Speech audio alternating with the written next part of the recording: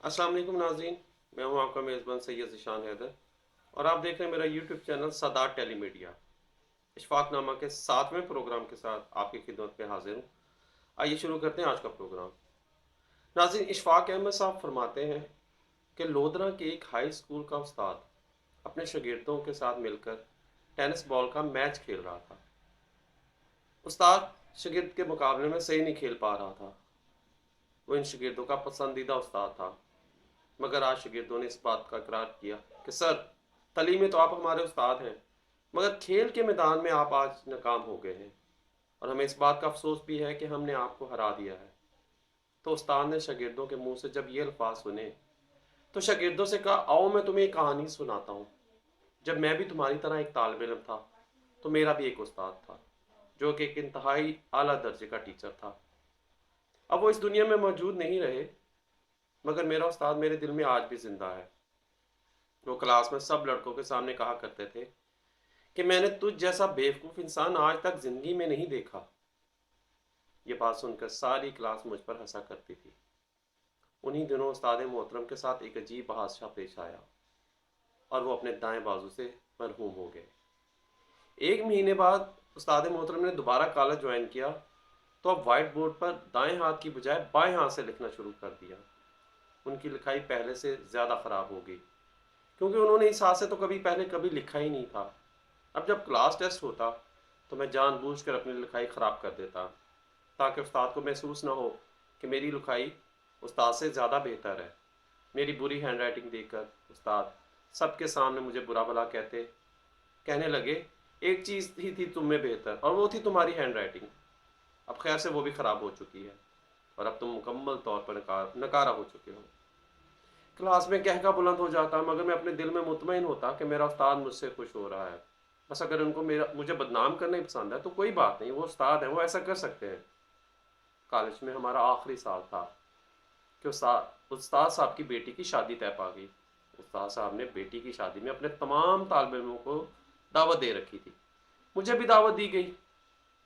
गर्मी का ज़माना था। शादी में मेरी ड्यूटी थी कि मैं मेहमानों को शरबत पिलाऊं, मगर मैंने महसूस किया कि शरबत बहुत गर्म हो रहे हैं।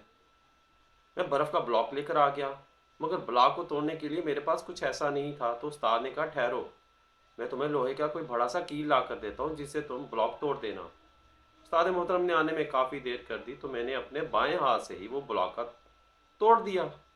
लोग ये देखकर हैरान रह गए। दुल्हन तक ये खबर पहुंची कि मैंने बर्फ़ का ब्लॉक अपने हाथ से तोड़ दिया है, तो उसने भी इस ख्वाहिश का इजहार किया कि मेरा होने वाला शौहर, जो कि दरअसल एक पहलवान है, मेरी ये ख्वाहिश है कि वो भी अपनी ताकत का मुजाहरा करे और हाथों से बर्फ़ का ब्लॉक तोड़ कर दिखाए। लेकिन वो ऐसा करने में नाकाम रहा और उससे वो ब्लॉक ना टूट सका, बल्कि शादी में मौजूद कोई शख्स ऐसा नहीं था जो कि वो ब्लॉक तोड़ सकता। फिर मुझे अचानक अपने उस्ताद का ख्याल आया, जिनका दायां हाथ ही नहीं था। मैंने इन बर्फ़ के टुकड़ों को, जिनको मैंने अपने हाथों से तोड़ा था, दीवार पर दे मारा, ताकि उस्ताद यही समझे कि मैंने दीवार की मदद से बर्फ़ के ब्लॉक को तोड़ा है। और तमाम लोगों को मना कर दिया कि उस्ताद मोहतरम को ये बात नहीं बतानी। उस्ताद साहब आए तो मैंने बर्फ़ के टुकड़े जमा कर रहा था। उस्ताद ने आते ही कहा, गधे, ये तुमने क्या किया? ब्लॉक को दीवार से कौन तोड़ता है भला? और तुम कभी नहीं सुधरोगे। मैं चुपचाप सर झुकाए खड़ा रहा।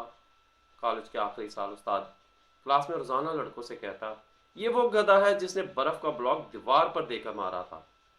और मैं नहीं चाहता था कि उस्ताद एहसास कमतरी का शिकार हो। अब ये तो मेरी बेवकूफ़ी समझो या फिर अक्लमंदी।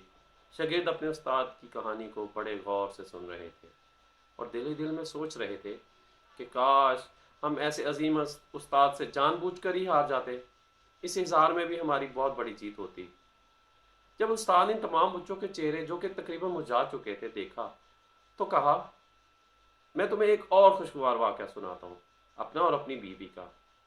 आज सुबह ही मार्केट से हम दोनों सामान लेकर जब घर वापस पहुंचे तो खिलाफ तवक्को बेगम ने चाय बनाकर मेरे सामने रख दी।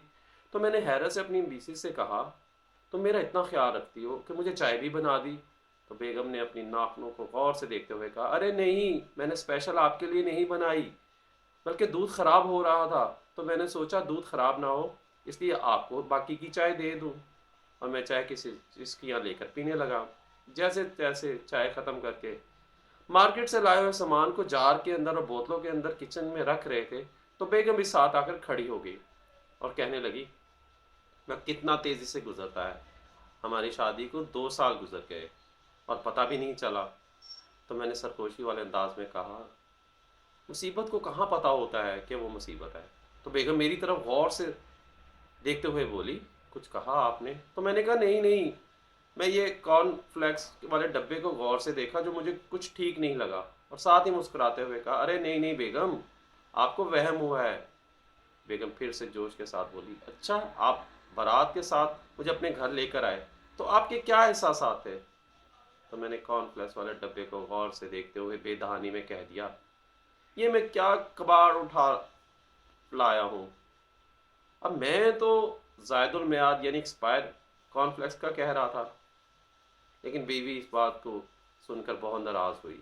یہ سن کر تمام طالب علم ہنسنے لگے اور ان کے استاد کہنے لگا یہ زندگی کے مختلف سٹیجز ہیں، بچپن، لڑکپن، جوانی، بڑھاپا، لیکن عمر کے ہر ایک حصے کا ایک اپنا مزہ ہے۔ ہر چیز کو اگر تم لوگ صحیح طریقے سے گزارو گے، جس چیز کا جو مقام ہے اسے وہاں پر رکھو گے تو انشاءاللہ زندگی خوشگوار گزرے گی۔ اور آخر میں یہ کہ ایک استاد ہی وہ واحد انسان ہے جو کسی بھی انسان کو بادشاہ بنا سکتا ہے، خواہ وہ خود کتنا ہی غریب کیوں نہ ہو۔ ہر وہ شخص بامراد ہوا جس نے اپنے استاد اور والدین کی خدمت کی، ان کا ادب و احترام کیا، ان کا فرما بردار رہا۔ اور بچوں ایک بات ہمیشہ میری یاد رکھنا، زندگی میں جس انسان نے کبھی آپ کو کسی بھی شکل میں فائدہ پہنچایا ہو اس کو کبھی بھی نیچے گرا کر آگے بڑھنے کی کوشش نہیں کرتے۔ میں یہ بھی جانتا ہوں میری باتیں تم لوگوں کے سروں میں سے گزر رہی ہوں گی، سوائے چند ایک کے انشاءاللہ ایک دن آئے گا کہ تم لوگ بیٹھ کر سوچو گے کہ ہمارا استاد صحیح کہا کرتا تھا۔ تو ناظرین یہ تھا ہمارا آج کا اشفاق نامہ، امید ہے آپ کو پسند آیا ہوگا۔ اب آپ سے ملاقات ہوگی اگلے پروگرام میں، تب تک کے لیے اجازت دیجیے، اللہ حافظ۔